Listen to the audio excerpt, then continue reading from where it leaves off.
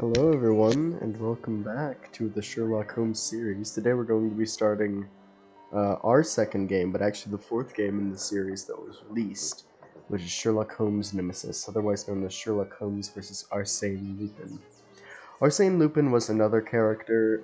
He was a French thief in novels in the early 1900s, and he did go up against Sherlock Holmes in many outings. Or at least a spoof character that was meant to be Sherlock Holmes. And this game sort of it took a look back at that whole era and it kind of revived the rivalry between them. He is a master thief, and since he isn't a murderer, I think this game might be just a little more lighthearted than The Awakened. Hopefully there isn't a titty boat in this game.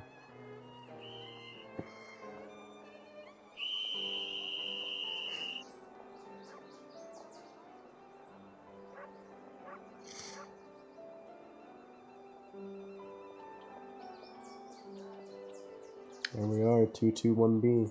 That intro was a perfect length for me to speak. And the magnificent Carrie Shale reprises his role as Sherlock. It looks to be the beginning of a lovely day, Holmes. There's nothing like beginning the week with a sunny Monday, with nothing more pressing to do than to see what came in the post. Would you care to take a ride up the Thames today? I think not, Watson. Listen, Holmes, your mood has been getting progressively worse for the past 2 weeks. I know you, and I am certain that something is bothering you.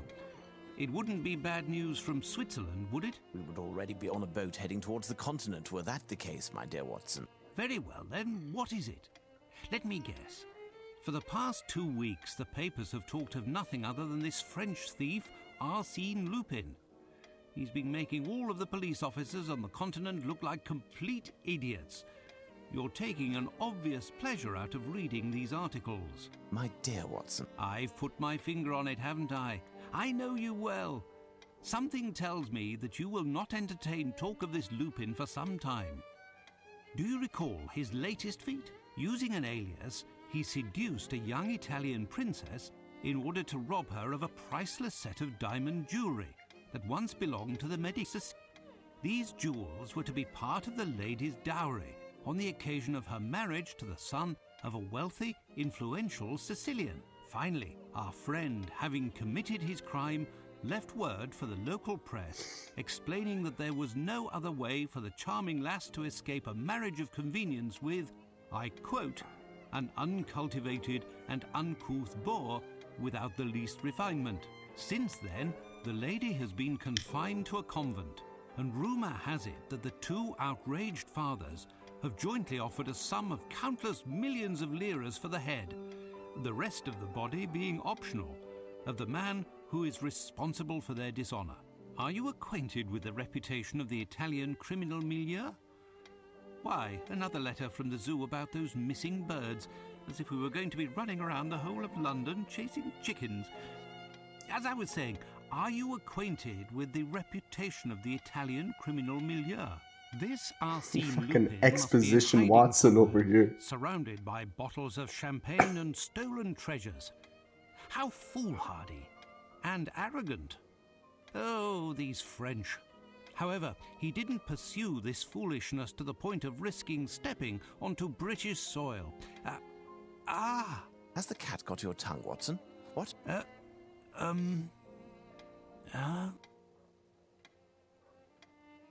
Whatever is the matter with you, Watson? Pray tell. This letter on the table. Holmes, read it. You control Sherlock. I do? I control Watson. I control Sherlock Holmes. Fine. Before I begin, please excuse any grammatical spelling errors that you might notice. Your language isn't my native tongue, as I come from the continent, France to be exact. In addition, my singular subjects of conversation, whether they be oral or written, are the most exquisite food and wine, noblest arts, and the sublimest women. The whole world knows that you, people of her most gracious majesty, do not produce or even discern any manifestation of aesthetic intelligence, the civilization that sets men apart from beasts. Thus, the opportunities to practice your language are sporadic and brief. What use is there to linger with a lackey you made? But look, I see I have made a mistake, or rather, an execrable mistranslation. I said, you people of her most gracious blah blah blah. I should have said, the people of blah blah blah, other than you. How can I include you in this half-ruddy-faced, half-pallid crowd, reeking of brine and cheap beer? Oh my god, okay, alright. I can't keep up with that accent for the whole letter. You stand apart, an icon, having followed your exploits for some time and being interested in unusual personality. I started to see you as a man of intelligence, ingenuity, and singular refinement. Incredible results in your activities and the manner in which you achieve them are marked with the seal of genius. Believe me, despite lamentable opinion that I hold for the inhabitants of the island, I have for you an admiration without limit, which reached its apogee recently when I discovered that you have a French ancestor. What unlucky stars brought you to the world elsewhere than the motherland? The motherland I call my own. That should have been your own. Perhaps the gods desired that your presence on this island bring up the intellectual average that was so low it bordered on the absurd. The business that brings me to write this letter may bring an answer to this question. You see, events without antecedent will occur in London in the week to come, beginning on the very night of this day which you read this letter. The purpose of these events is to bring to light a fraud, the arrogance and vanity of the English. Enough of the haughty, boring composure that the English presents. The English present us when passion should be freely expressed. Enough of the derisive confidence in England's impregnability, which is displayed by all your politicians and soldiers. The English fortress is protected by seas serving as moats. Enough of your supposed symbols of majesty and grandeur of spirit, which are, in fact, merely the fruits of looting and plundering. England has measured the world by its stingy, superior smile for far too long. Thus I, Arsene Lupin, have pledged to get rid of this smile. To that end, in the week to come, I pledge to steal 5 of the most representational symbols of the alleged English grandeur here in London. Once these auspicious achievements have been accomplished, I will exhibit the trophies for the world to see and will reveal the smallness of a nation, incapable of preserving its pride. England will become the laughingstock of all nations, from the largest to the smallest, and will have to swallow its pride and lower its head for a millennia to come.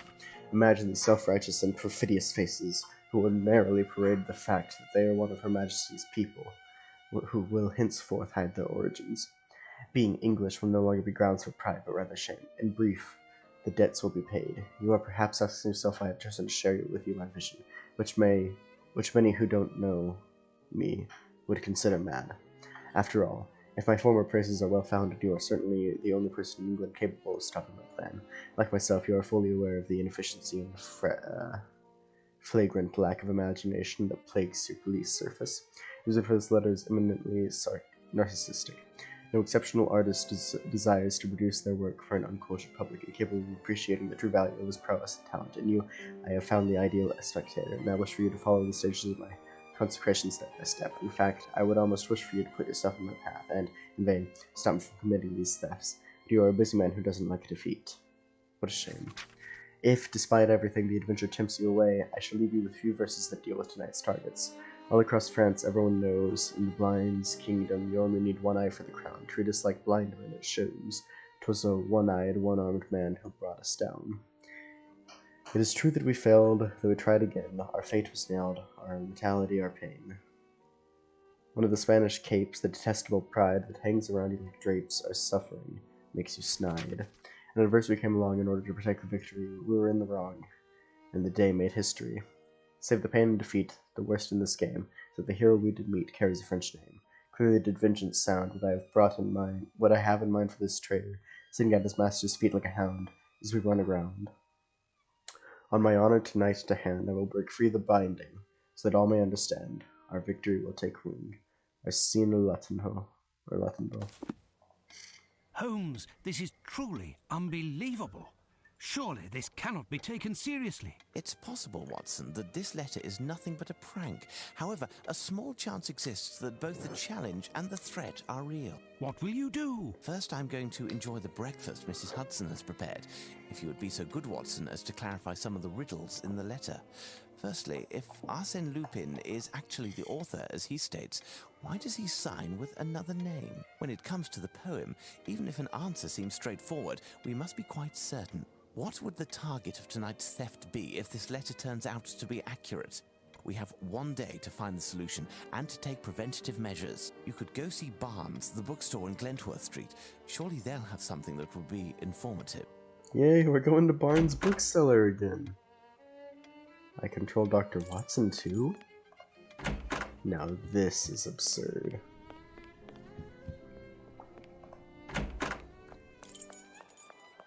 Same layout as before?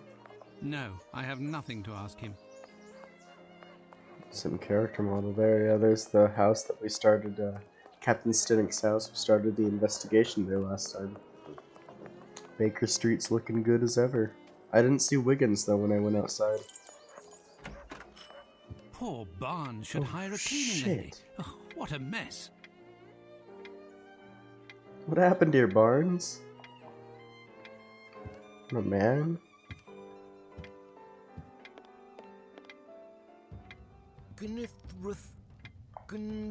Oh, he went crazy after the last adventure.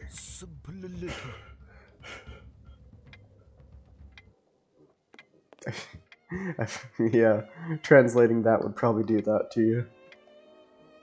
Good day, Barnes. Hello, Dr. Watson. How are you? I didn't hear you enter. Are you busy? Am I disturbing you? Not at all. I was researching, but if you came to see me, it must be that you're looking for something specific. Perhaps I can help you? There's a strange affair concerning this French dude. A very strange affair, bewildering even, has brought me to see you. An affair involving a Spanish cape and a one-eyed, one-armed man. Most certainly. You will find the works dealing with naval history on one of the shelves somewhere. Thank you. I'll go look. He's definitely still translating the Necronomicon. Yeah. Yeah.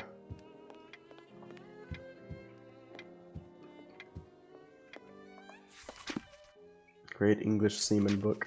Ah, here's my book, The Great English Sailors. No, Watson, that said the Great English Seaman. As it happens, I found this book, and... Excuse me, my dear Dr. Watson, but I am in need of tranquility. Well, farewell, Barnes.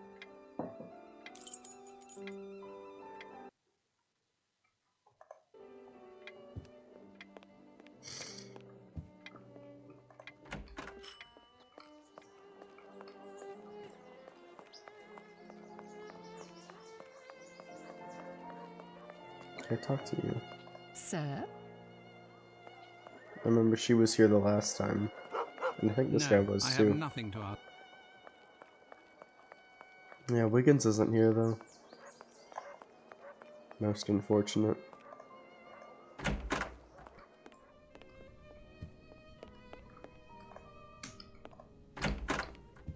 Holmes. Now tell me, Watson, what progress have you made? Have you found the meaning of the mysterious signature? Oh, fuck. Hold on, can I not?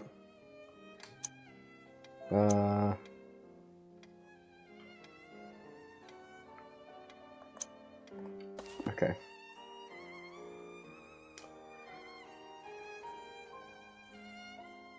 So here's the hints.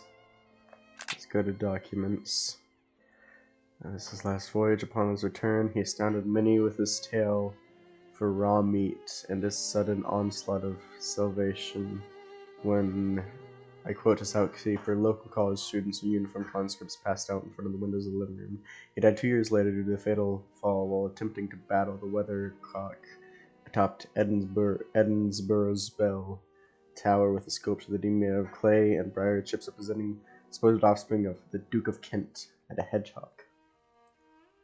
Horatio Nelson, born in Burnham, Norfolk, the Admiral Nelson, some of the most beautiful pages of the Royal Navy's history. Charged with the interceptor of Bonaparte en route in Egypt, he conquered the French fleet. The Battle of the Nile.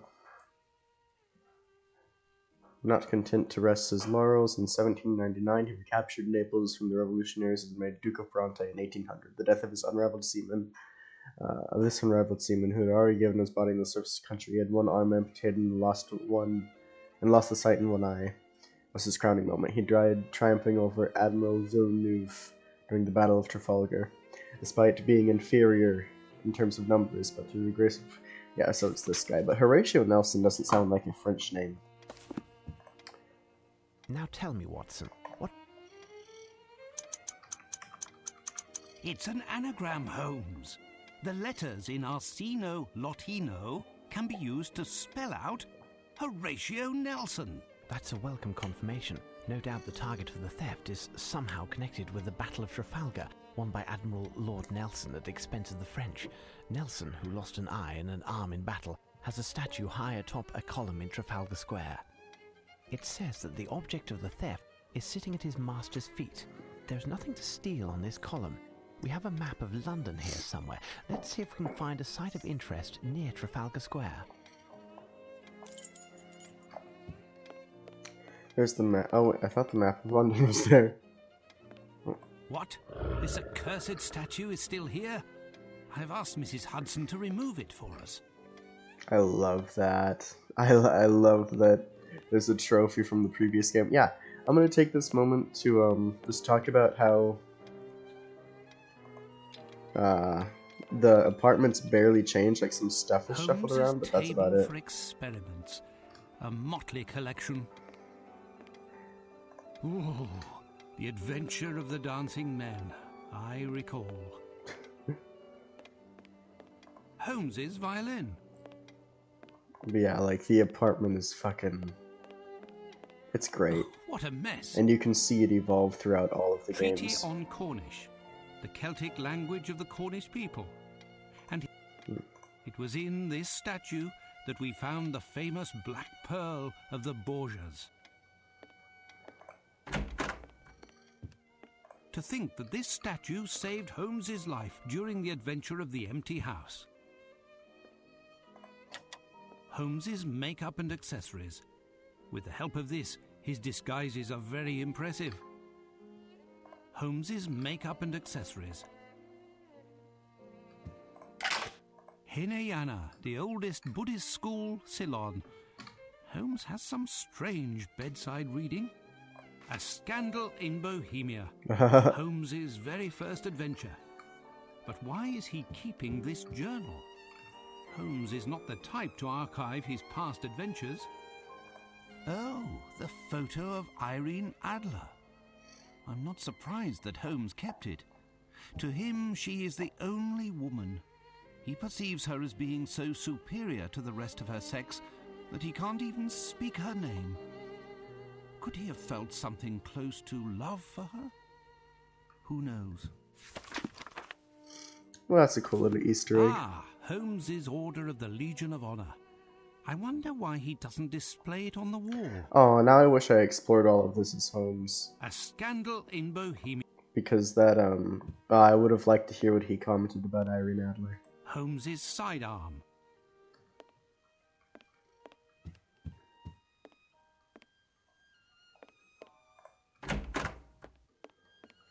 My eccentric companion keeps his shag tobacco in the toe of this Persian slipper.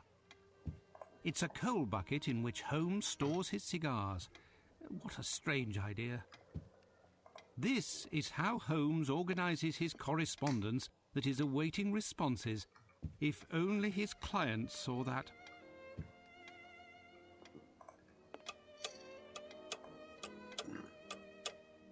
Colonel Gordon. It was during the affair of the lodger in treatment.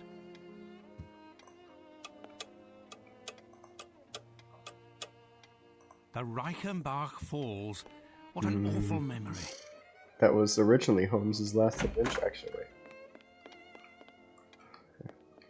I just want to explore the apartment for a while, man. This is going to be what I do every game. Watson's room is in more of a mess than Holmes's. He's got papers on there. Okay, I guess it's not too bad. It gets a lot less interesting over here. They both have the same picture of that woman. Have you found the map of London, Watson? Oh shit, no. Is that what I was supposed to be doing? Is it right here? No. Hold on. This is our map.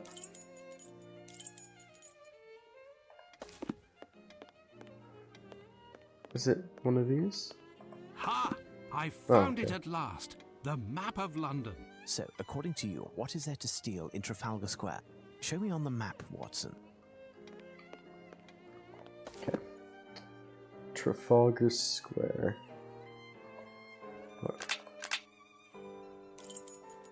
Oh, okay, map of London. Well, it's in the center, right?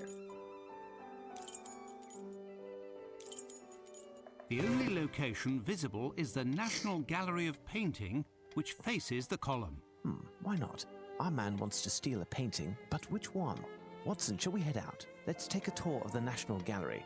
While you find Sir Handsome, I'll send a message to Lestrade to have him join us. Cool, we're gonna have Lestrade here. That's cool.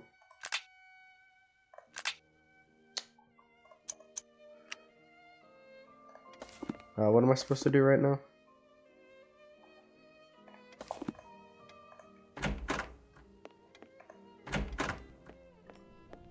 What was I supposed to be doing?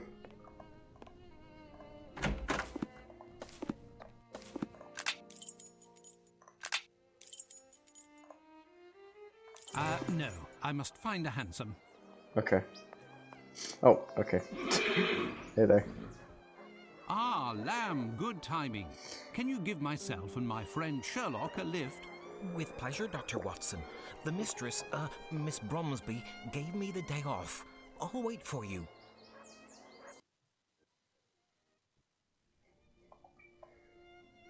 Watson. So, Holmes, Well, we're looking for Arsene Lupin. fragile. The museum transports china? Art is precious, my dear Watson, but it's true that this crate is a curious size. I'd say 3 feet 3 inches on 2 sides by 6'6". Cool. Oh, what a mess. Oh, what a mess.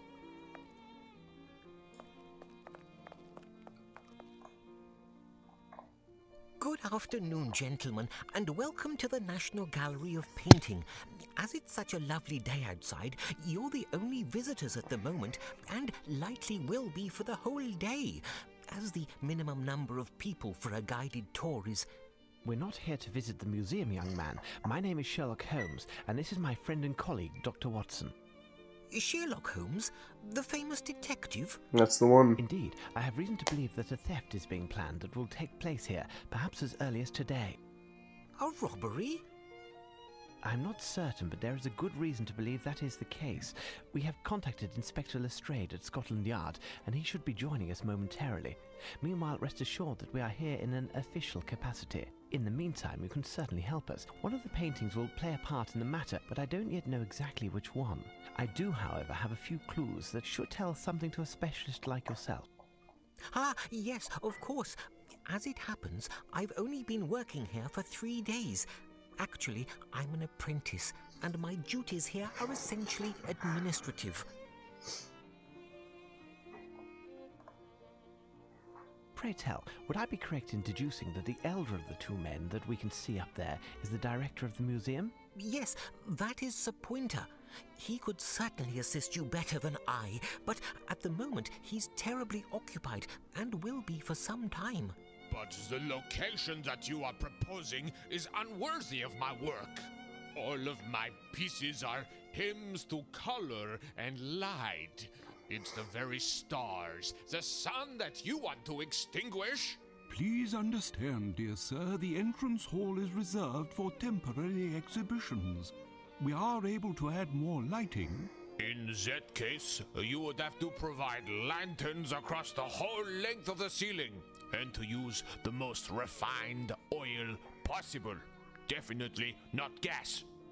And mirrors to reflect the light, along with some canvases in basic colors to bring out the contrasts. We will do all that we possibly can. Nevertheless, I insist that a number of my works must be on the main floor next to the large pieces. But our rooms are already full, and, as you know, each has its specific subject. Too much modernism? How can there be too much modernism? Modernism doesn't exist. Only art exists. Art is timeless. Art is cosmic. Well, sir, perhaps we should continue this conversation in my office. Ledger. Then you must certainly have a ledger of the works that are shown in the museum, with a description of each painting. Yes, Sir Pointer entrusted it to my care this morning so I could familiarize myself with the collection, but I lost it. I know I make a rather feeble archivist, but while I was doing a tour of the museum, the painting that Mr. Pointer is now dealing with arrived, along with cases full of canvases that he had to quickly inventory. The case of the missing ledger. What do you make of it, Watson? Listen, Mr. Palinor, sir. Palinor, my friend and I will make our way through the museum in order to find the ledger. If you lost it while touring the museum and it wasn't back on the desk, then it must be in one of the galleries. Stay here and we will return to see you when we have found it, and not a word of it to the director. Certainly, sir. With many thanks. I will continue to do my inventory and await you. Tell me, young man, would you happen to have a blueprint of the building in order to facilitate the task at hand? Ah, yes. Where did I put it? Oh, yes, here it is. Farewell, Palinor.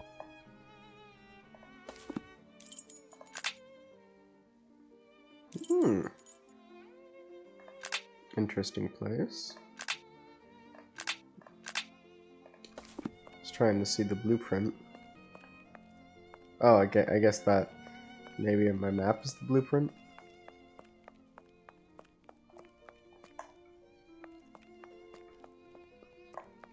The painter who was conversing with the director has such character, to the point of taking some of it out on this poor plant.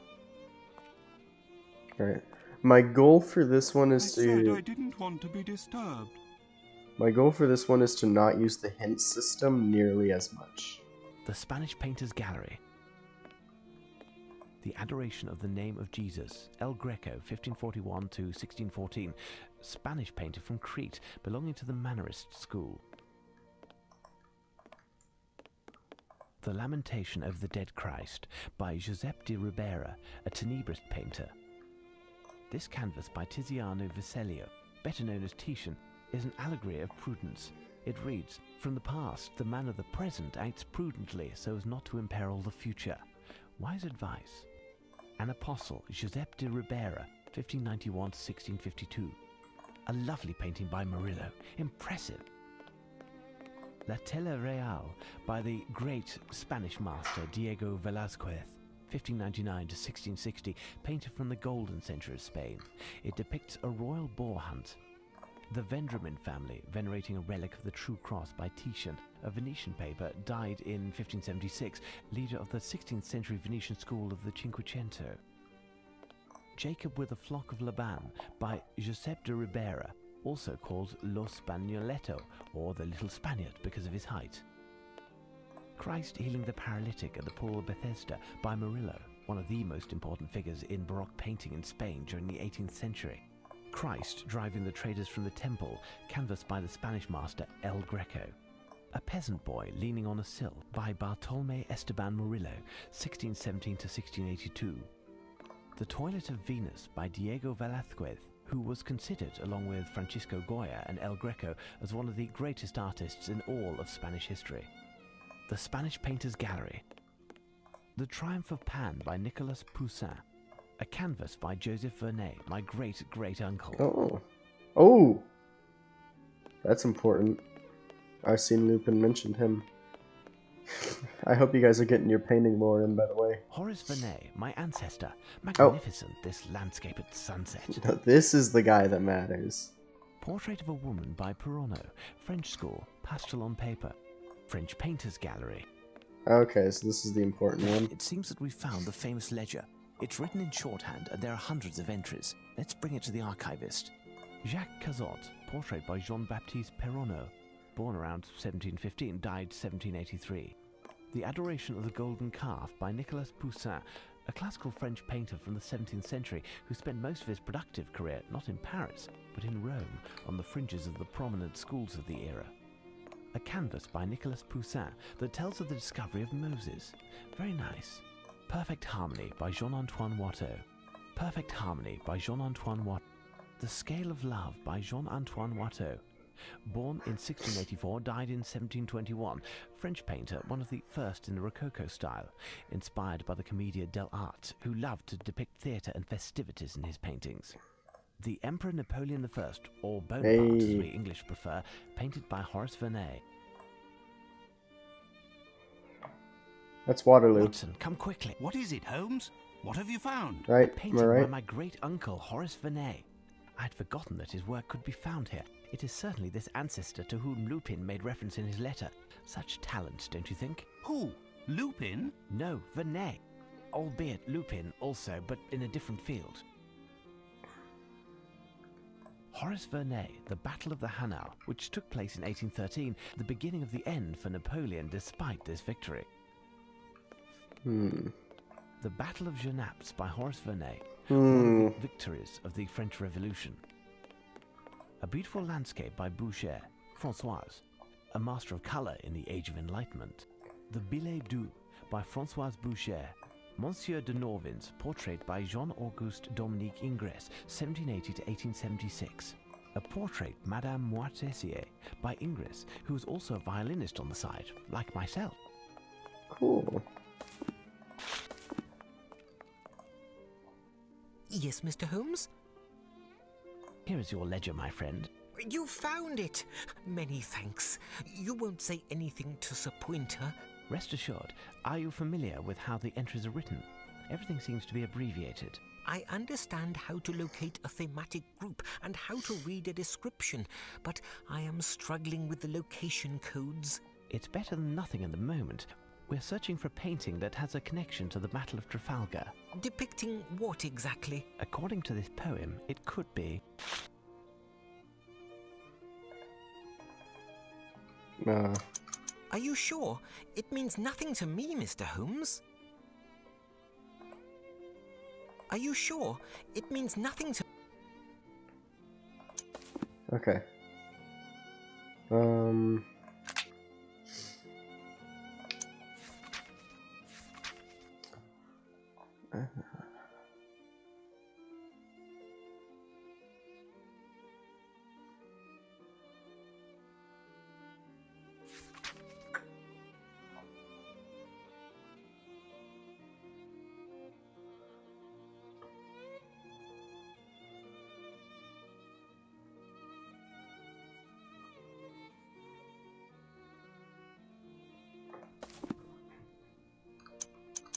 Are you sure?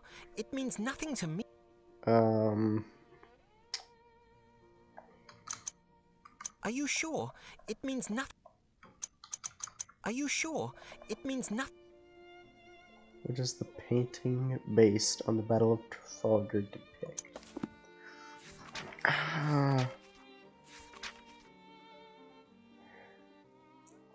Okay.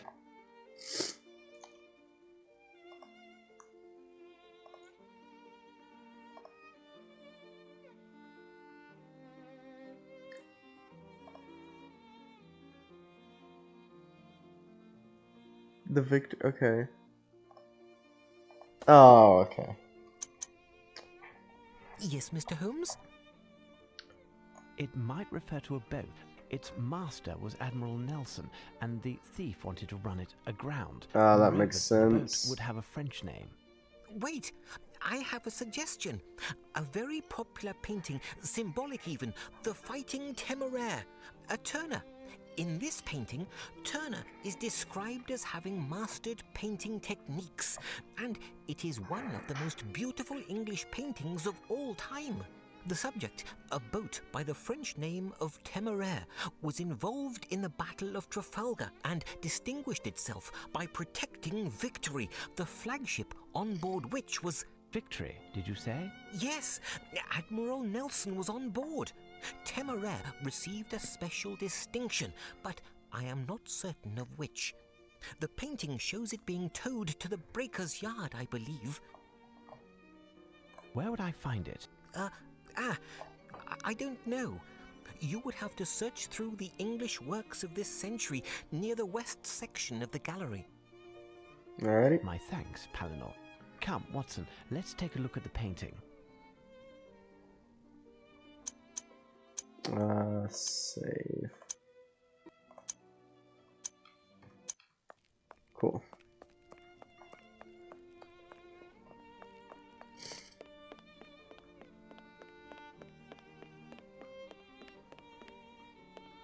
A canvas by Vernet, The Battle of...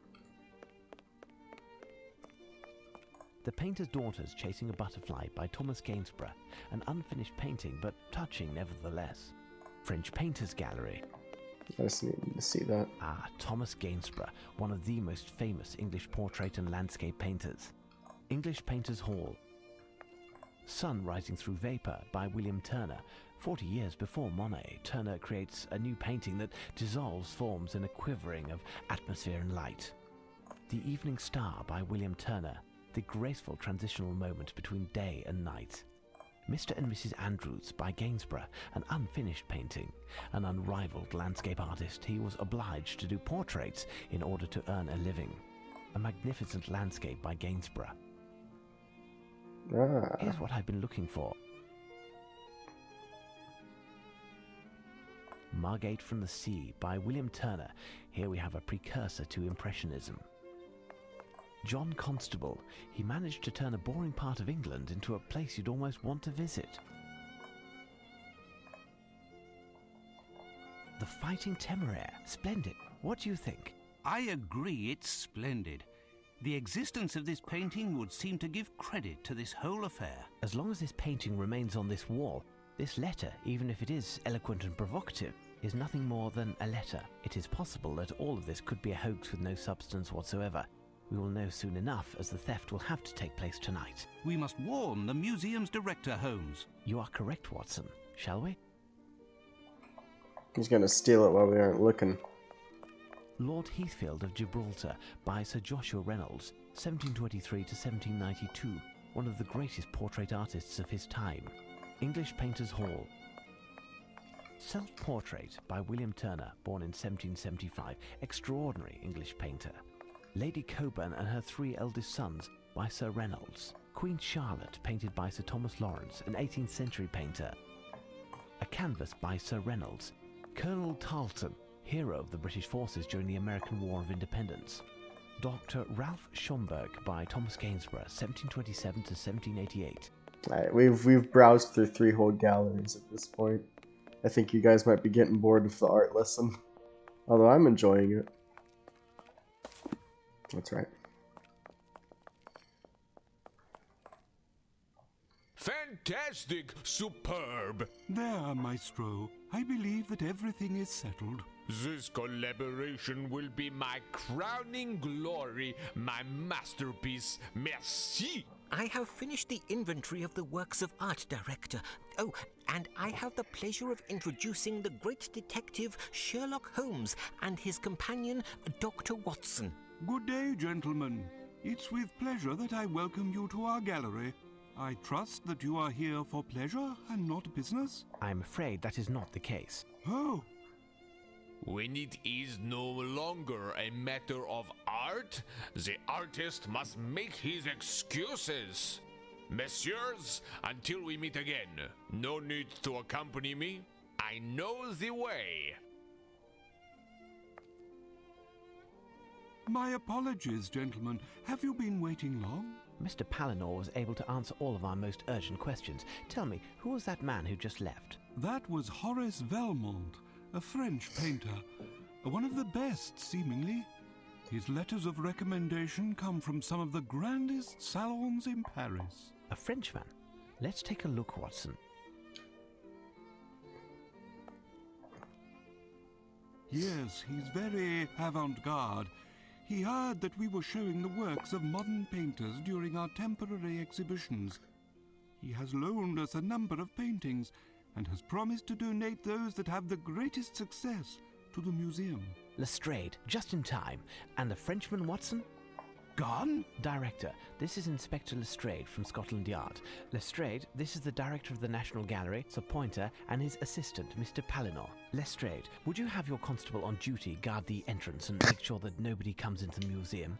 Director, is there anything else? No, but... If you would care to follow me, I'll show you what the motivation behind all of this is. The reason for this little gathering is this letter that I received at my lodgings this morning. Without getting into too much detail, it claims that this painting, The Fighting Temeraire, will be stolen tonight. Pardon? There now. It's because of a letter that you've disturbed me. You believe that? I would never have taken the liberty to disturb you if this letter, the authenticity of which I must admit hasn't been completely confirmed, was not written by the one and only Arsene Lupin. Arsene Lupin? Arsene Lupin? Arsenal? Who? Lou? What? Arsene Lupin, the most wanted cat burglar in the world. We will know soon enough whether or not this letter is a fake, or if I had reason to disturb you, Lestrade. But you must understand that we couldn't take even the slightest chance. Perhaps. Why not simply put this thing under lock and key in the bank or at Scotland Yard? We cannot risk storing the painting in an improper environment or to entrust it to anyone who calls it a thing. All that would achieve would be to shift the problem. This painting is priceless. Beware he who would harm it. What I propose, Lestrade, is to do a tour of the museum with Sir Pointer in order to check any possible points of break and entry, and leave 2 men on duty here tonight.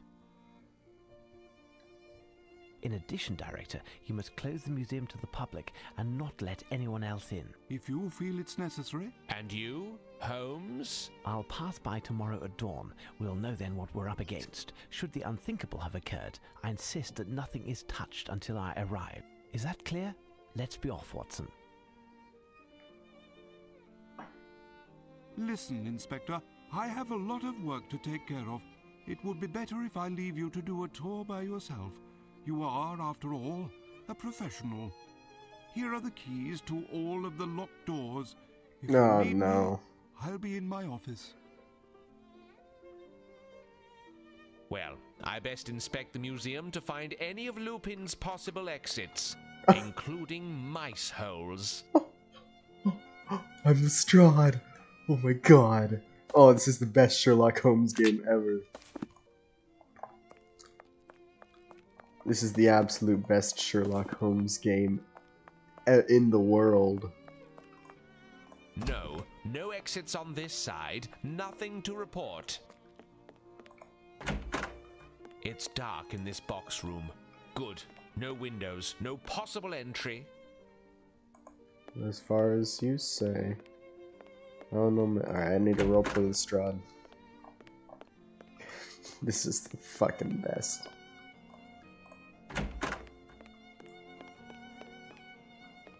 That's not good. Ha! There is a possible entry. If someone wanted to descend from the roof here, he'd need a lot of time, and it wouldn't be a quiet business.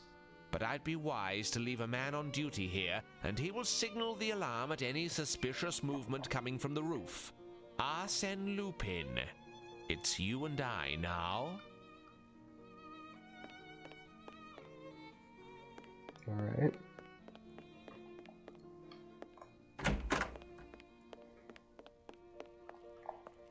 No, no exits on this side, nothing to report. No, no exits on this side, nothing to report. No, no exits on this side, nothing to report. No, no exits on this side, nothing to report. Okay.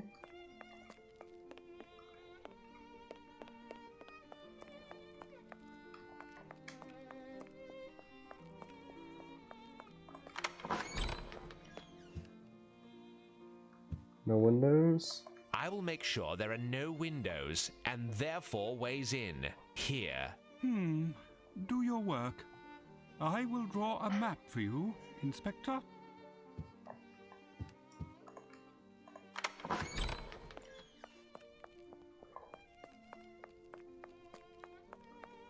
We need a cannon to force this door down. The lock is too big to be jimmied.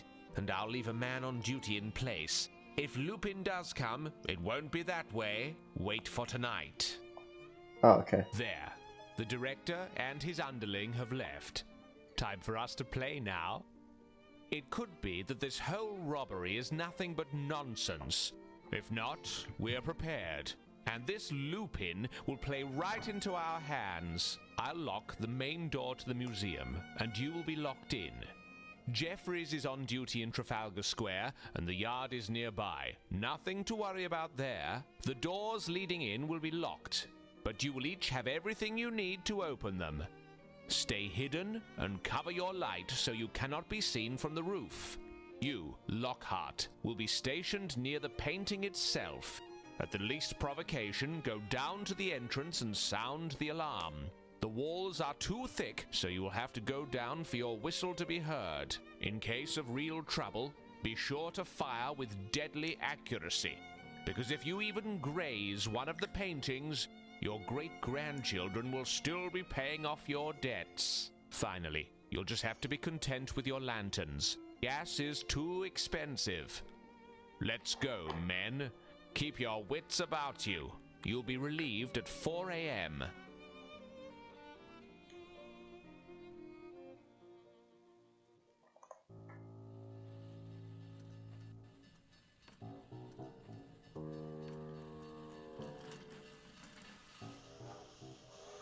It's a fucking bomb. Dude, is this guy the fucking Joker? What the?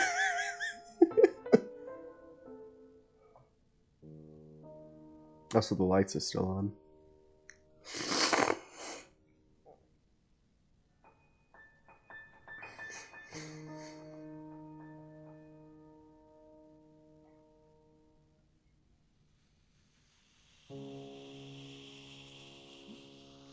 This dude is the fucking Joker, man.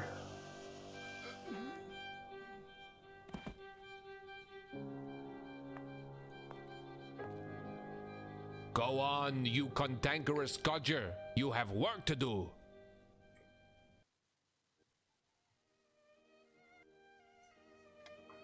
You're right, Holmes. The constable below was indeed asked to deliver us a letter. It's from Lestrade. Nothing good can come from such urgency. Indeed, Holmes. This time, without doubt, the painting has disappeared. According to what he's written, they've turned the National Gallery upside down looking for it.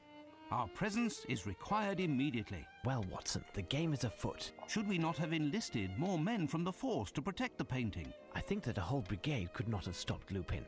And, of course, we can now be certain that it was he who was behind the theft. First and foremost, the police have a city and lives to protect, and we must respect that. Watson, a hansom will be hard to find at this hour, and Billy, our page, is sick. Would you be so good as to flag one down while I take a moment to reread this letter? Yesterday, I was a doctor, and now I become a valet.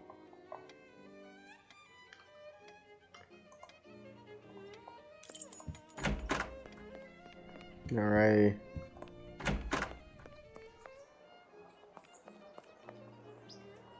Got a light? No, sorry. Is it Sherlock Holmes who lives in these digs here? Indeed. Know him? I do have that honour. I have been of some assistance to him on occasion, like locating hansoms, for instance. I say, you're his valet. So tell me, does your master pay well then? But I bet you're not above winning a bob or two, am I right? Listen, my friend, word has it that your boss is going to have a right fright tonight at the Picture Museum. How? Shh, listen, my good man. If you want to fill your pockets, here's my card. Piers Urquhart Allen, that's my name. Independent reporter's the game. Spill the beans about his biz, and I'll pay you well. Look for me in one of the pubs round here. You can't miss me. If Holmes finds out that the press is onto this business, he'll be in an explosive mood. Best to avoid speaking about it. Indeed. Ah, a hansom. Now to find Holmes and make our way to the National Gallery. You've arrived at last, Holmes.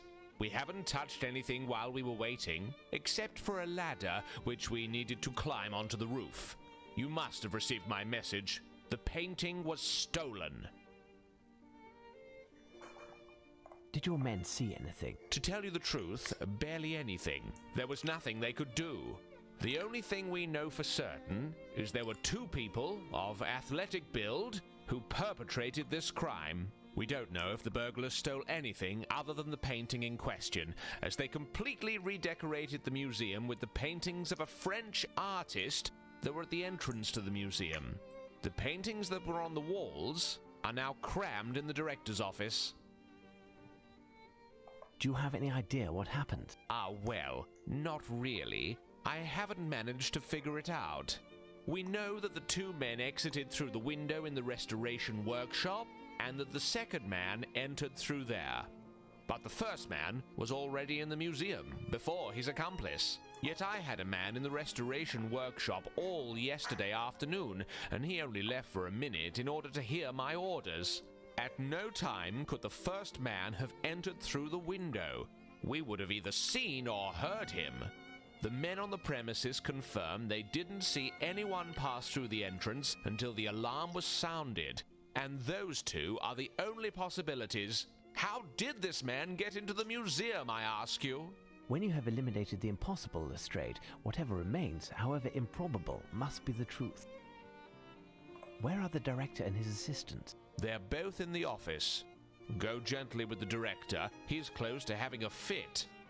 By the way, I noticed some traces of paint or something all over. I've asked everyone to avoid trampling on them until you've had a chance to examine them. You're making wonderful progress, Lestrade. Well, I'll go question the neighbors to see if anyone might have seen a 17th century boat descend from the roof. Watson, accompany Inspector Lestrade. Check out the roof and help out with the interrogations. Be on the lookout for the slightest detail could gain us some precious time. You can count on me, Holmes. Alright. Anyway, the way I'm thinking of doing this game is we'll have 5 episodes, and each episode's like the next thing that he's gonna steal. Footprints, look.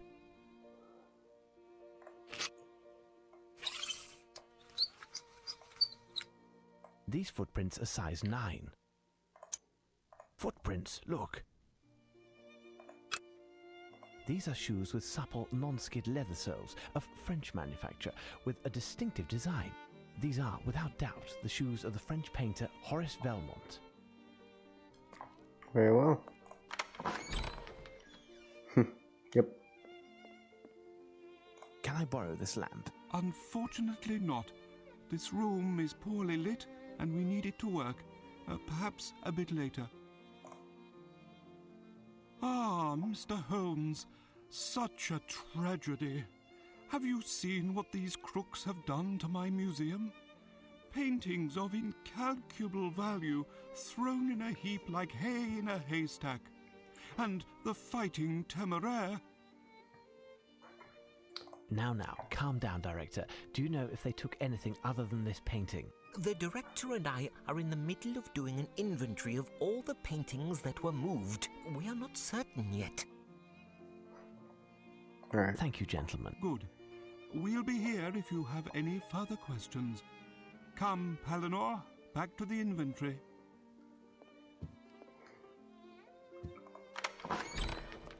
Alright. Oh my god. What horrors! A perfect example of neo-cretinism, a Velmont from his convalescent period. Velmont has unusual taste for a painter. The artist of this painting wished to depict the total rejection of aestheticism, and he succeeded. What horrors! Velmont has unusual taste for a painter. The artist of this painting wished to depict the total rejection of aestheticism. Alright. Kitty cat. Velmont has unusual taste for a painter. Hideous, this painting, a round red frame with some green in the middle. The inspiration behind this canvas is rather queer.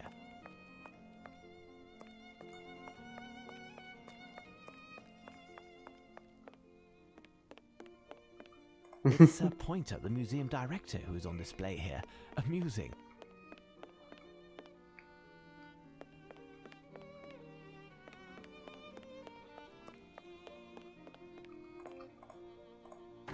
It's too dark in here. I don't see anything. Yeah, it's gonna be from there.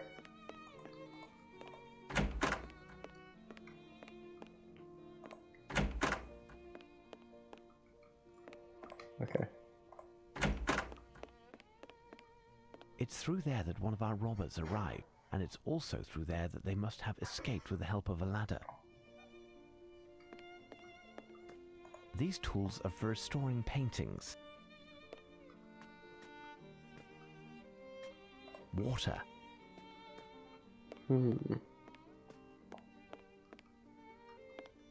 Footprints, look.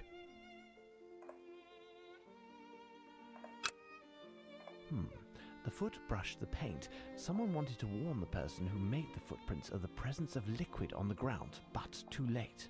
The man then went beneath the louver of the window to get out, probably with the help of a ladder. He was wearing shoes from France with supple leather non-skid soles, which have a distinctive design. Size 9s.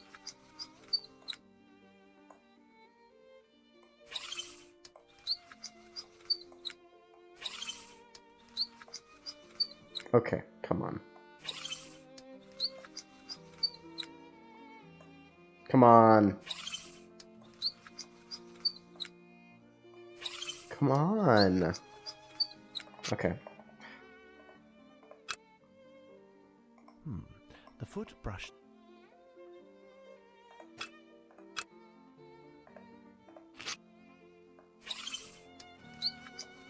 Okay. Ideal to catch by jumping from this skylight.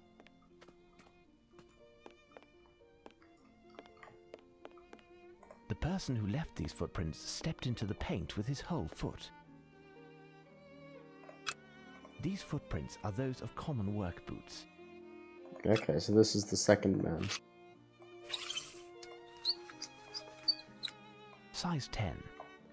I can fucking measure those. Footprints, look. These footprints are Okay, size there we 9. go. The footprints left by Horace Velmont's shoes and those made by one of the two crooks are absolutely identical. Lupin is a master of disguise. We met him in person yesterday as Velmont. I was literally thinking that in my head, that he would be Velmont. Like, as those two were talking. Looks like I was right.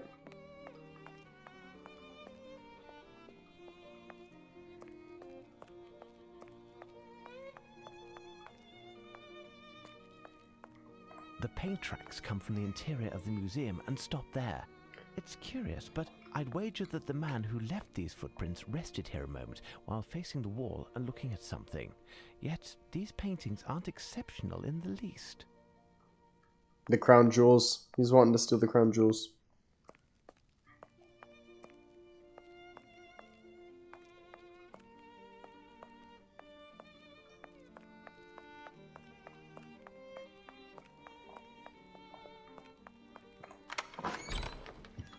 Can I borrow this lamp? Unfortunately not.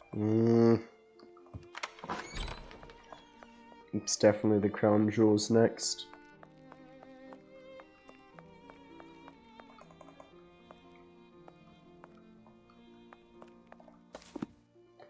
Okay.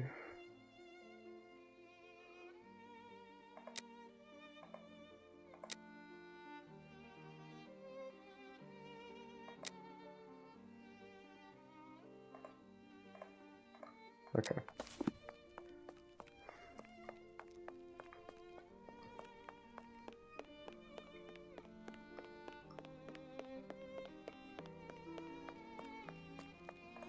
There is something here.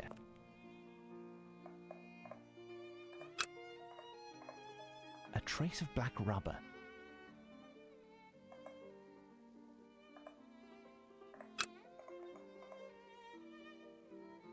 A trace of black rubber.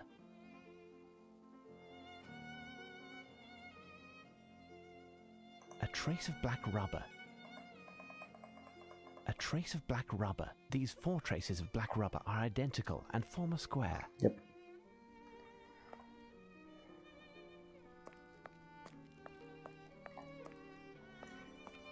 What horrors! What horrors! Mr. and Mrs. Andrews by Gaines.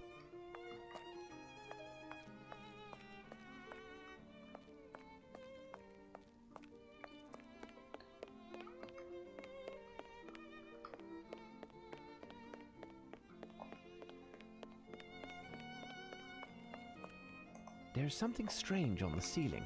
I'll have to climb up to examine it, but Lestrade's men are using the ladder. I'll continue to inspect the museum while I await them. Alright. There's something strange on the ceiling.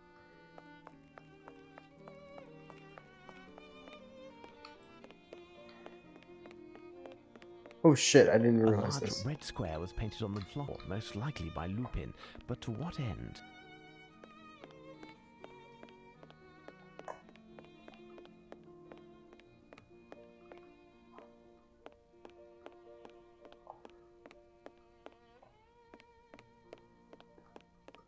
The Gallery of Italian Works. The Supper at Emmaus, where the resurrected Jesus appears to his disciples, painted by Caravaggio, 1571-1610. He was a master of chiaroscuro, and the Caravaggism movement was named after him. Ah, Venice, La Serenissima.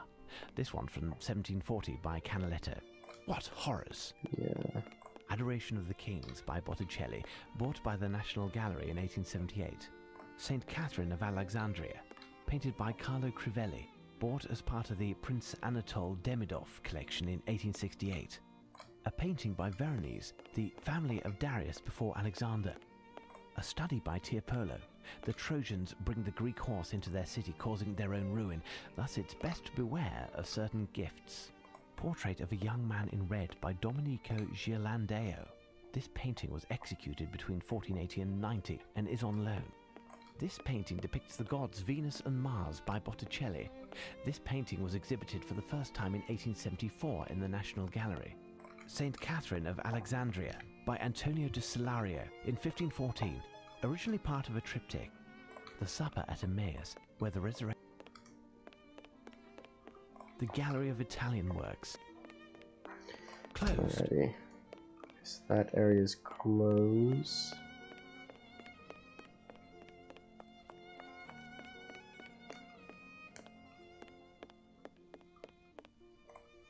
I don't have any reason to It's too suspect dark in here. I don't see anything. that they came in here, but it's very possible they could have come from here.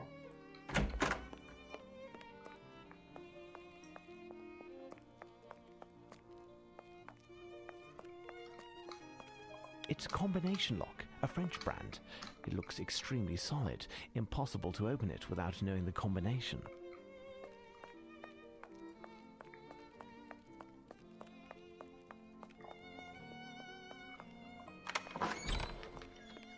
What do you want, Mr. Holmes?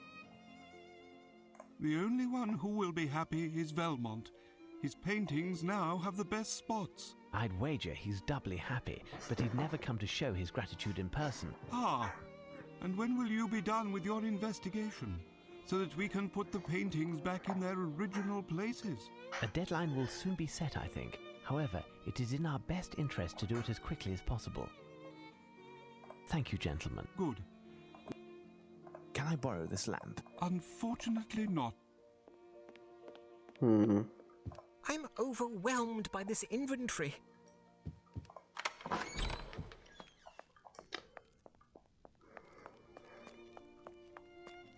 I have no reason to go there.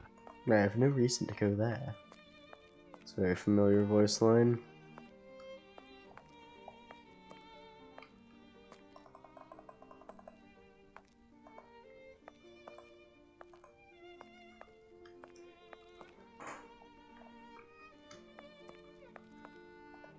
Okay.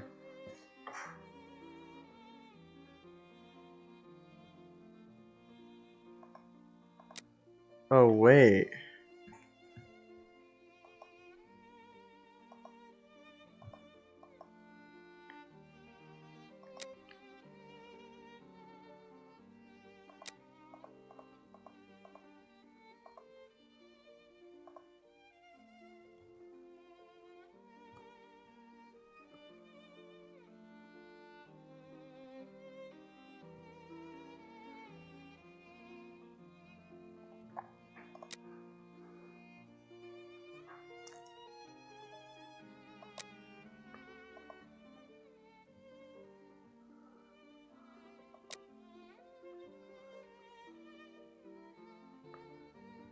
Hmm.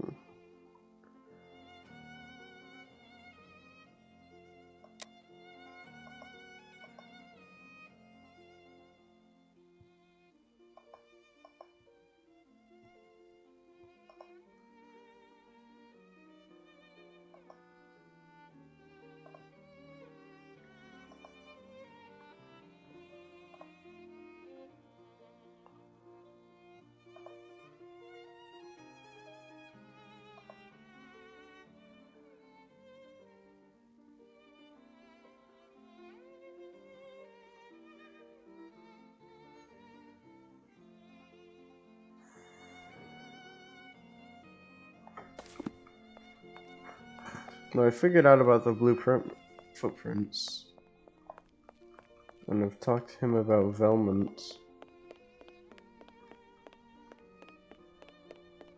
and I've examined this area. What horrors? There's something strange on the ceiling.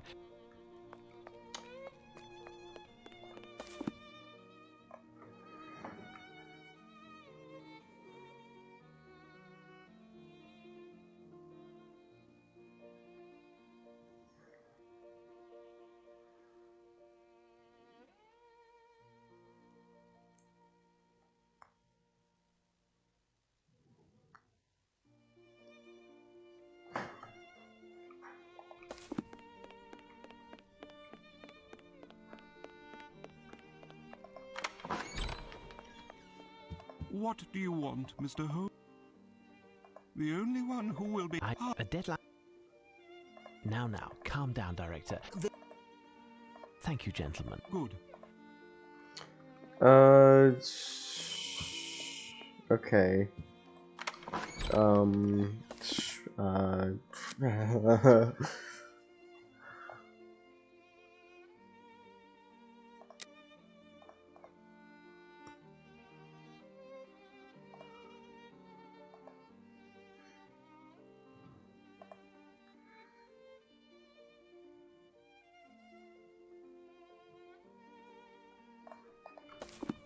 Okay, so I need to examine them.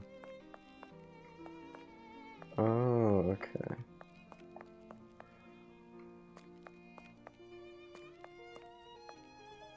Footprints, look. Okay, I didn't even realize that there was... This footprint is quite clear, like a footstep pressed.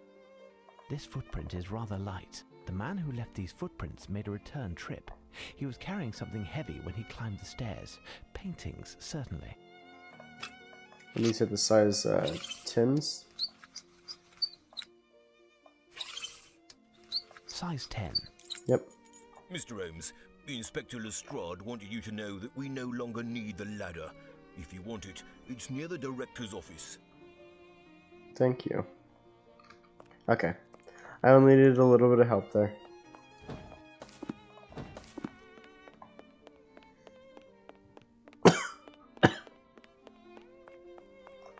There is something here. There is something here.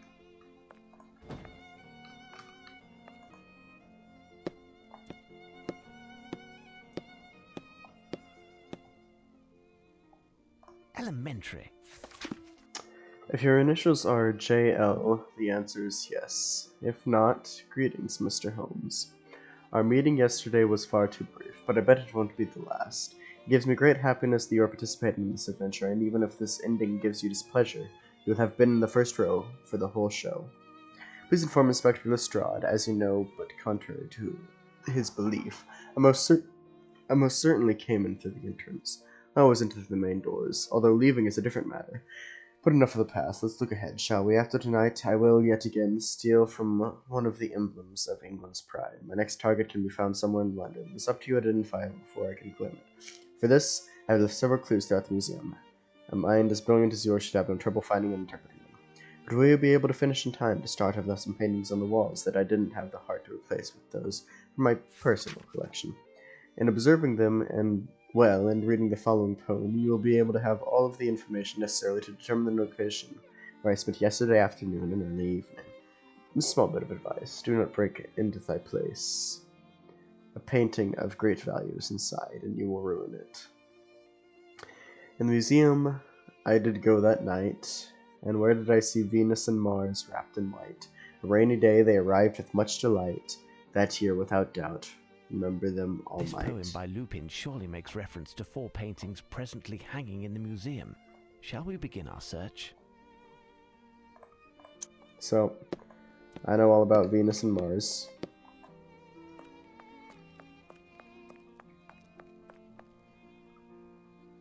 Here's what I've been looking for.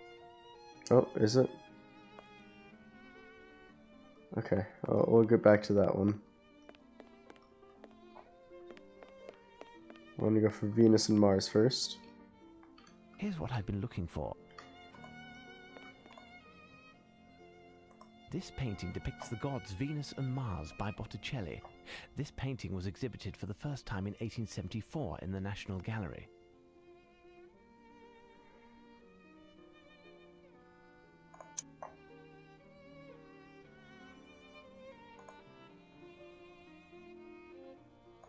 Okay.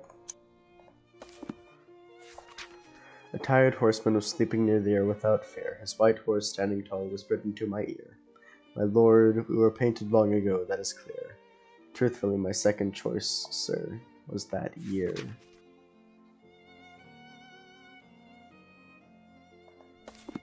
So a man with a white horse. Closed.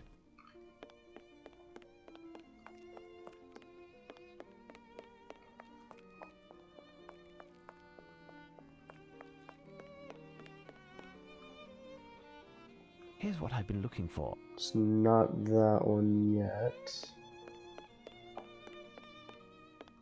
Portrait of a Woman by Lucas Cranach the Elder, 1472 to 1553. Official painter of the Saxony court. A Cranach. Hans Lore. Holbein the Younger died of the plague in London in 1543. His works are on loan to the museum. German Gallery. German Gallery. Tobias and the Archangel Raphael by Adam Elsheimer, German painter. The Archangel should ask what kind of bait he used. This canvas was acquired in 1894 by the National Gallery. It was based on the composition he had previously done. Ooh, Judith in the Tent of Holofernes by Johann Lis, Oh, 1595 to 1631. What will she do with that head? The Ambassadors, 1533 by Hans Holbein the Younger. In the foreground, we can see a distorted skull, a symbol of mortality. Portrait of a Woman by Lucas Cranach. Charity by Lucan Cranach the Elder, canvas loaned to the museum.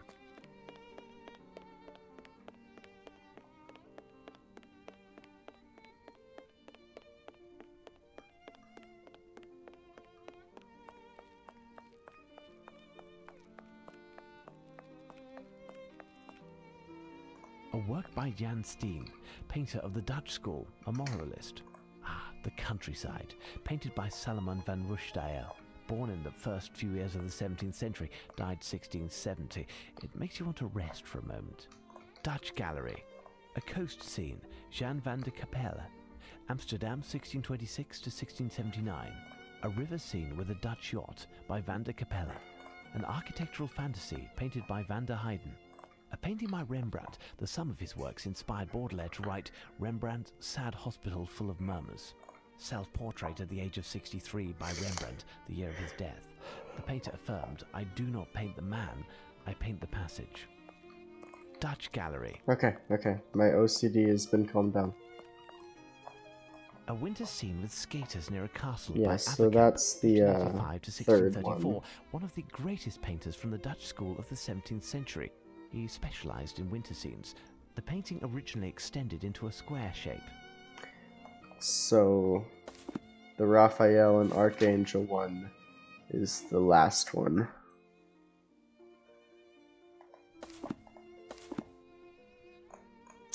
Which means the White Horse painting. Peace and War, Rubens, the Old Master, painting probably executed in 1629 or 30, illustrating the hopes for peace between England and Spain, the painter's mission at the time. Rubens was, in effect, also a diplomat. A work by David Teniers, the Younger, Lady Elizabeth Thimbleby and Viscountess Andover by Van Dyck. Ah, there we go. Here's what I've been looking for. What horrors! Family Group by Gonzales Cox. Portrait of a man, canvas loaned to the museum, work of an unknown artist, dating between 1645 and 1655.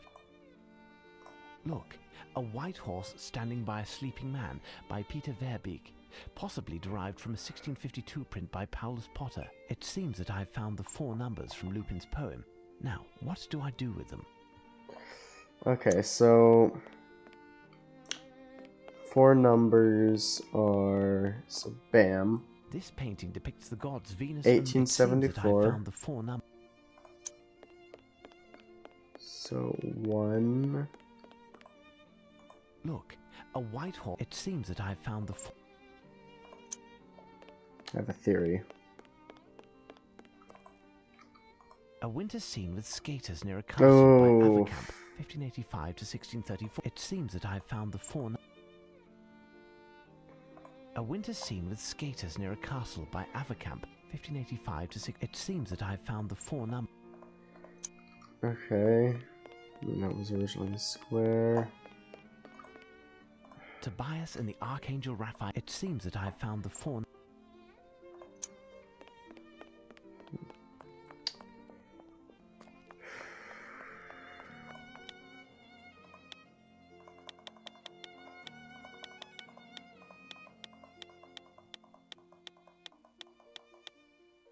Okay, well, I was wrong there.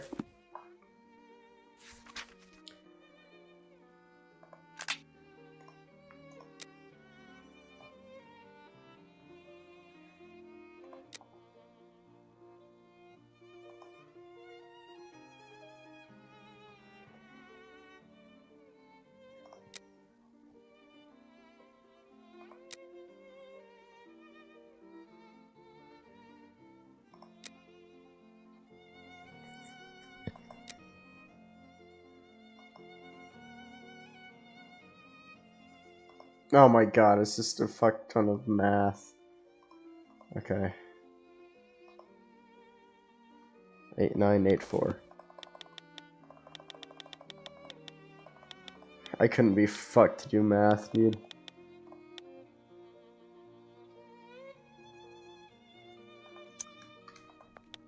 Eight, 9, 8, 4. That's it.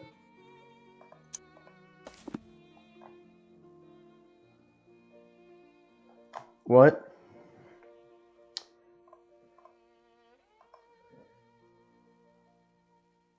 Eight, 9, 8, 4.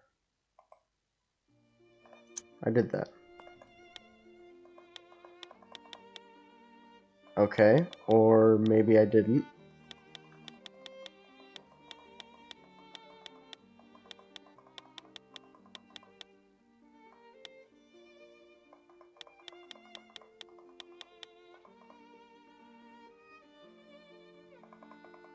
How do I...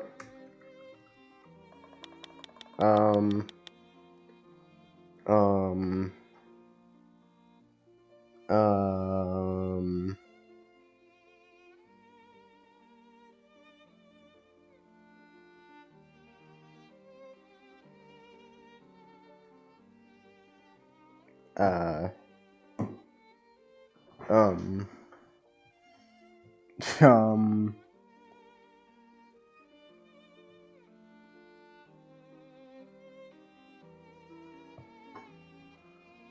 Open. Oh, there we go. Okay.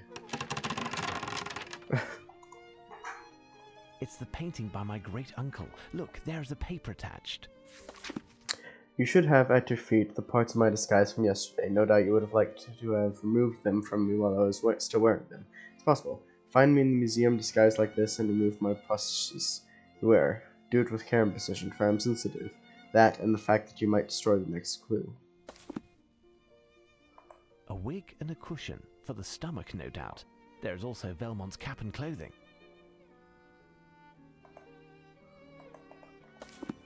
You should have at your feet the parts of my disguise from yesterday. Would have liked to remove them from me while I was still wearing them. It's possible. Find me in the museum disguised like this and remove my prostheses. Do it with care and precision, for I am sensitive. That and the fact that you might destroy the next clue. Okay, so... Alright. Alright, alright. Okay.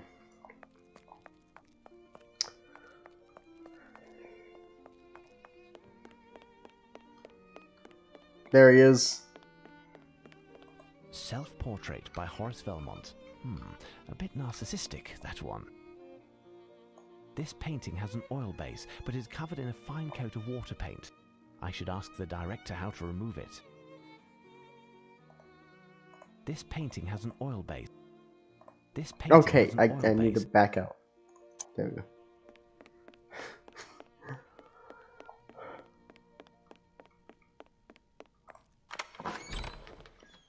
What do you want, Mr. Holmes? Sorry to disturb you, gentlemen. Can you explain how to remove a fine layer of water paint that is covering an oil painting? Rest assured, it does not concern a piece from the museum's collection. It's simple. You'll need some water to soften the paint, a paintbrush with rigid bristles to scrape off the film, and an absorbent sponge to take it all off. Thank you. Alrighty. Thank you, gentlemen. Good.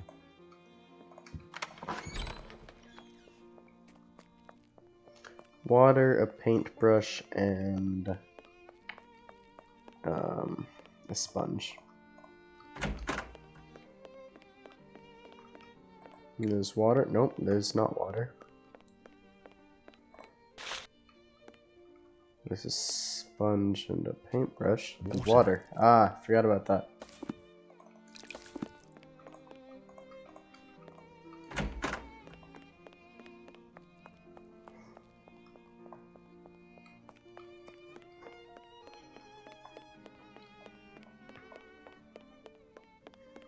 You and I, Lupin.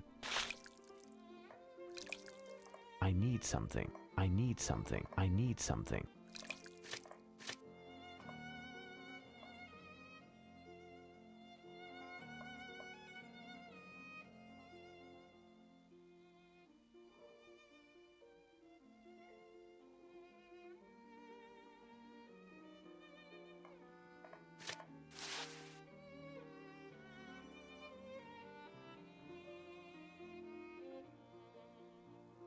Alrighty.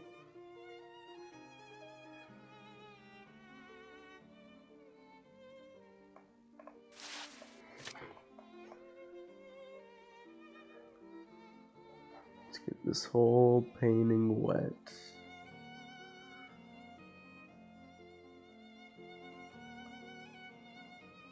This is a little tedious, not gonna lie. It's alright though. I'm doing it for science and to get this fucking painting back.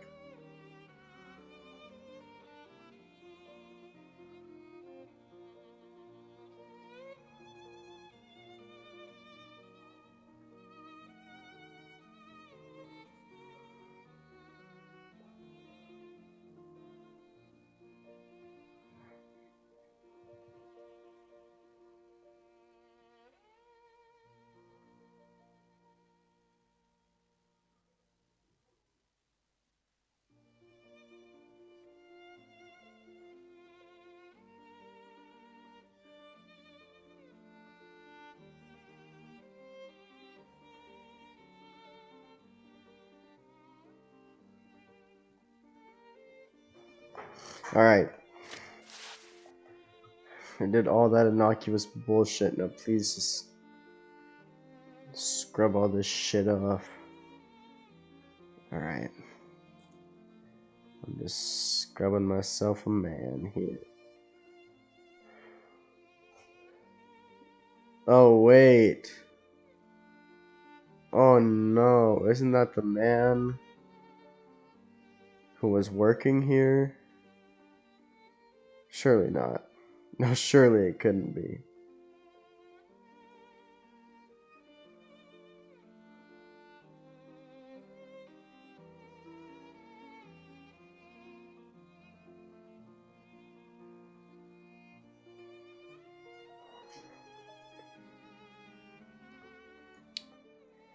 Okay.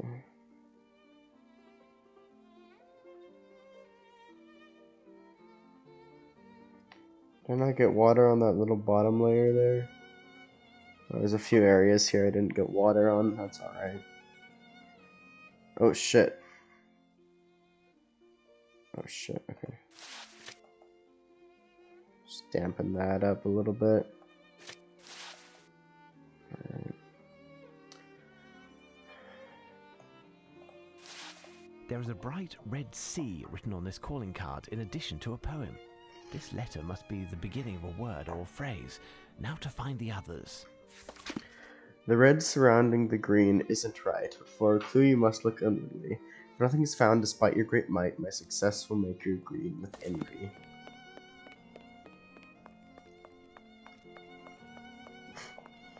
There must be something here. Stay alert now. That was easy.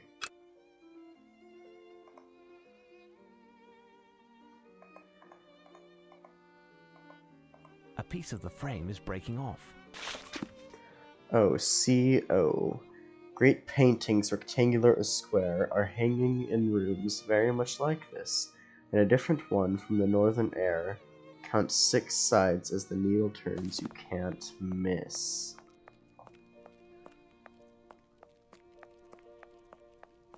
The fuck?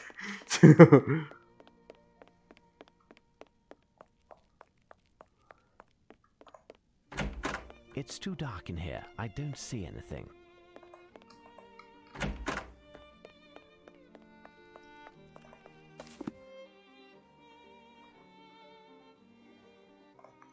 C.O. Great paintings, rectangular or square, are hanging in rooms very much like this. In a different one from the northern air, count 6 sides as the needle turns, you can't miss.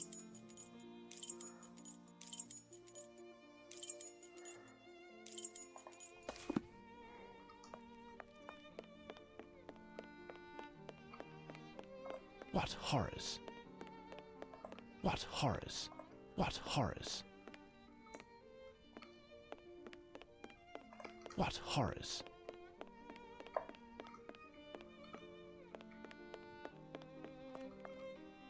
A winter scene with scape. Velmont has unusual taste for a painter. A large red square was painted on. Okay.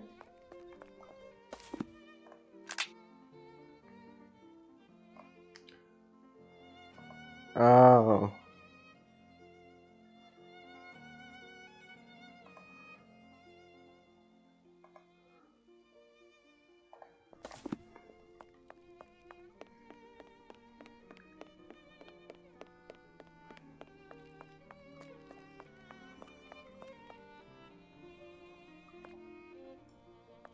What horrors? Elementary.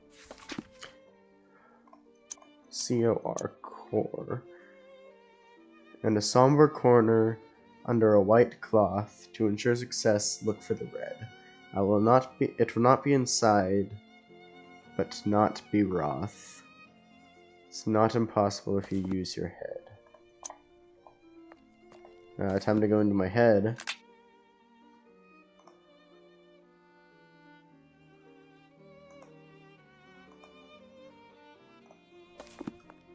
Yeah, okay, so we're gonna need the lantern to see in there. But I'm assuming that we're gonna have to go in here, say it's dark again, and then Sherlock's gonna be like, "Oh, I know where I can It's too get a dark in lamp." here. I don't see anything. I'm in need of a lamp. Yes. Right. Can I borrow this lamp? Yes, we are almost finished. Isn't that right, Palinor?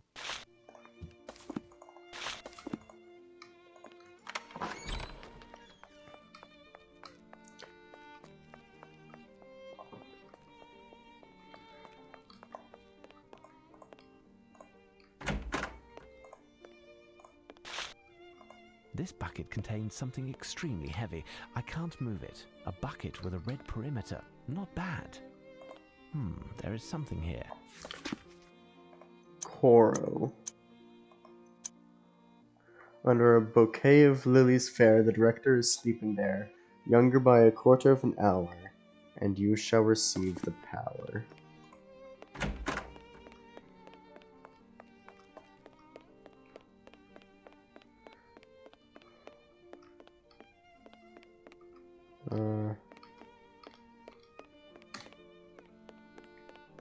Where's the painting of the director sleeping? Okay, there. It's Pointer, the museum director, who's on display here. Amusing. Corona. It's gonna say Corona. Your great uncle Horace had a grandfather. Both did pronounce the name Vernay. Crew will lead you on a race to the Tiber to decide which painting it is. I don't say.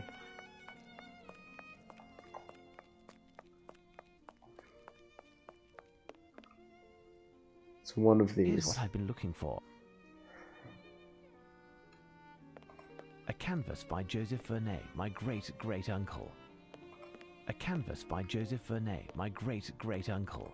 Why, these two paintings appear identical. Yeah, I noticed that earlier.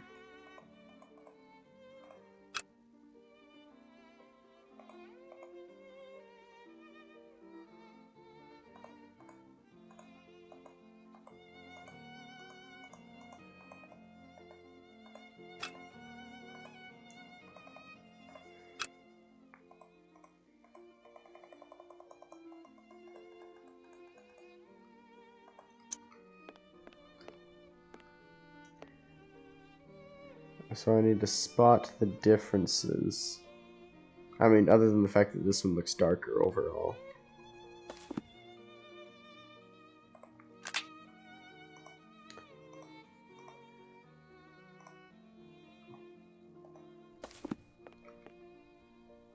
Why, these two paintings appear identical.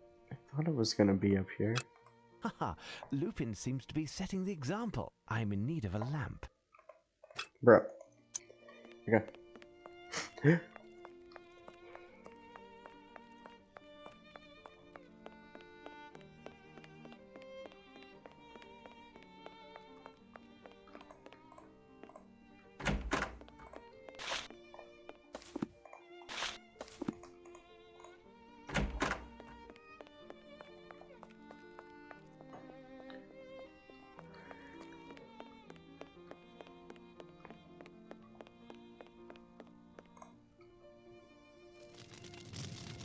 Cool.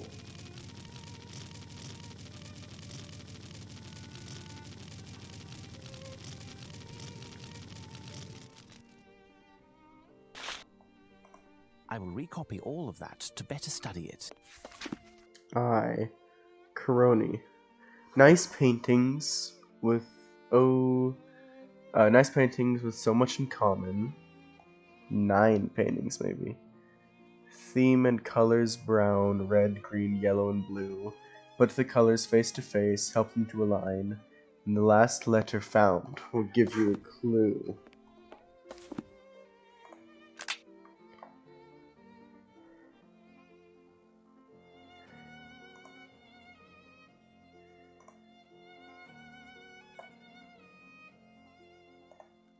Okay. Yeah, like these ones. What horrors? What horrors? What horrors? What horrors? What horrors? This must be one of the 9 canvases. They're hanging art made by 3-year-olds. We could probably do without. They're hanging art made by 3-year-olds. We could probably do without. There we go. They're hanging art made by 3-year-olds. We could probably do without. They're hanging art made by 3-year-olds. We could probably do without. They're hanging art made by 3-year-olds. We could probably do without. They're hanging art made by 3-year-olds. We could probably do without. They're hanging art made by 3-year-olds. We could probably do without. I'm getting fucking tired of that. They're hanging art made by 3-year-olds. We could probably do without. They're hanging art made by 3-year-olds. We could probably do without. I have all 9 paintings now, I think. Alright.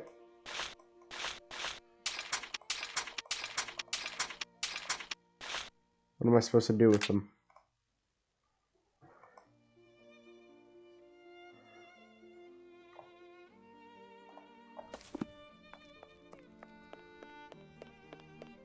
Okay. Think. Alright. this is there.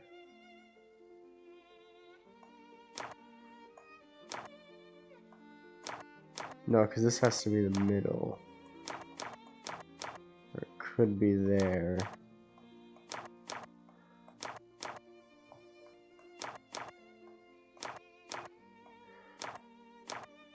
Alright, so these two definitely go together.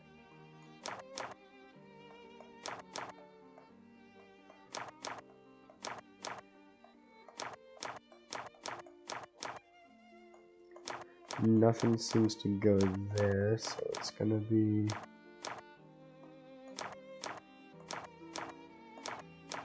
maybe like that. Okay, no. No.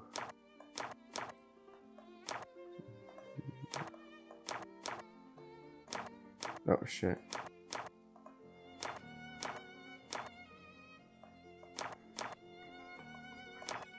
Maybe it does go like that.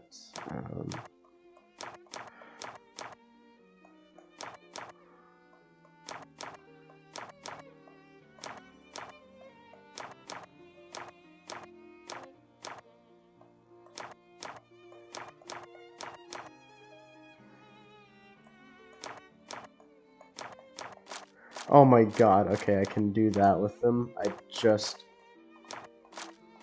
Okay, and that goes right spot on.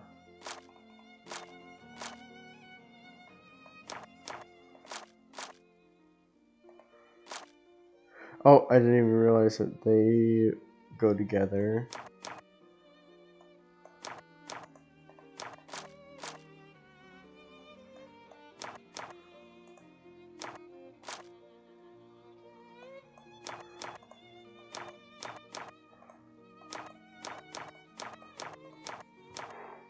I think...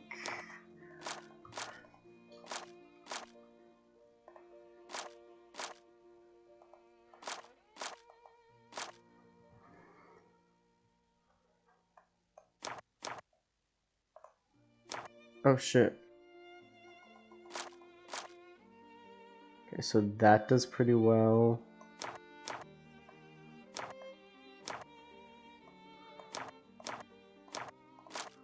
Alright, there we go, we're getting somewhere.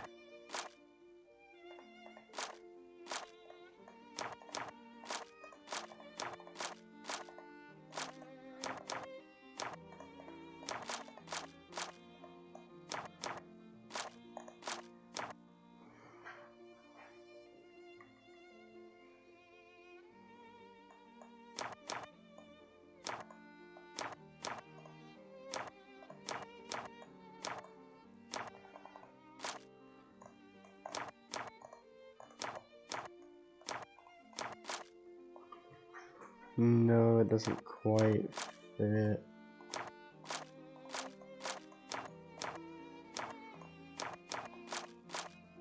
Okay, I think that's without a doubt supposed to go there.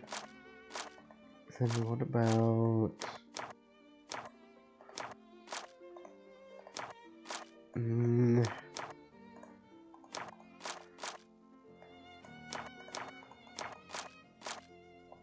No, that doesn't look like it makes sense. Alright, so that makes sense.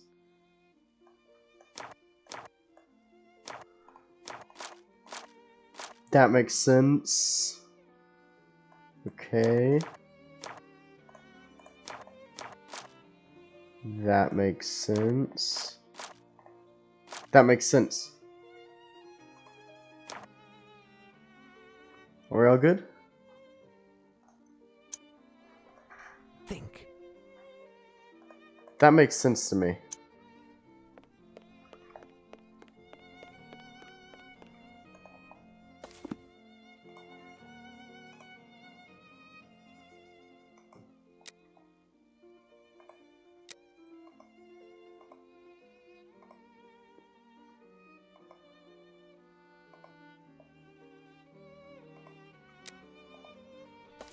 S. Oh, okay.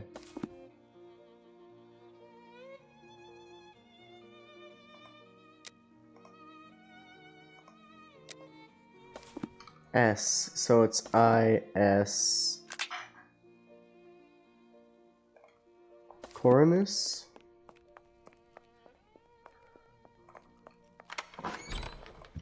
What do you want, Mr. Holmes? Thank you, gentlemen. Good. Wait.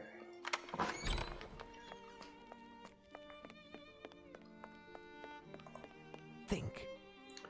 Oh, okay, I just have it like the wrong way around.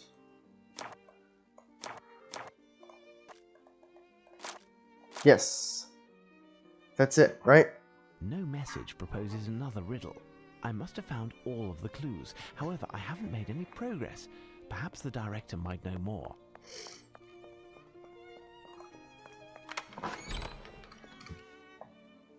So, Mr. Holmes, the day is drawing to a close. Can I finally reclaim my museum? Tell me, director, does this word mean anything to you? Coronis? Yes, we have a painting entitled Apollo Slaying Coronis. It's an old painting. Let me show you. Eleanor? Here it is. This painting is rather simple and doesn't seem to be hiding anything special. Can you tell me the history of this piece? It was created in approximately 1617 by Dominico and his assistants. It doesn't belong to us, but is on loan temporarily by its owner.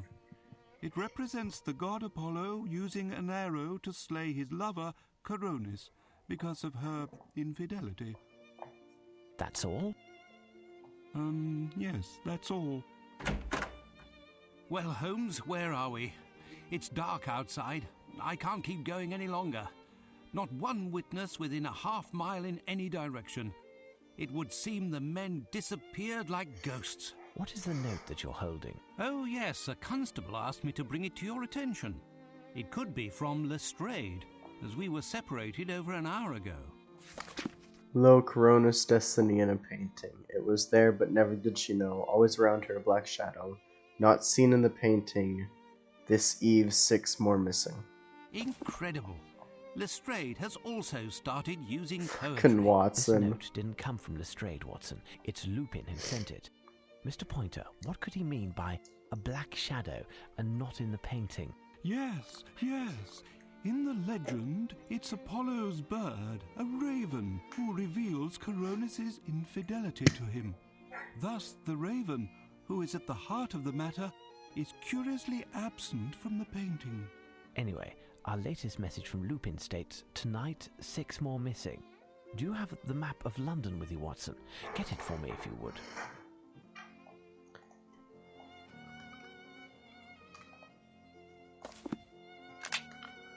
Map of London. I have no interest in going there. Yes, Watson, the Tower of London Ravens. If ever the Ravens leave the Tower of London, the British Empire will fall. Lupin wants to capture them. Watson, there isn't a moment to lose. Find a hansom while I leave some instructions for the director.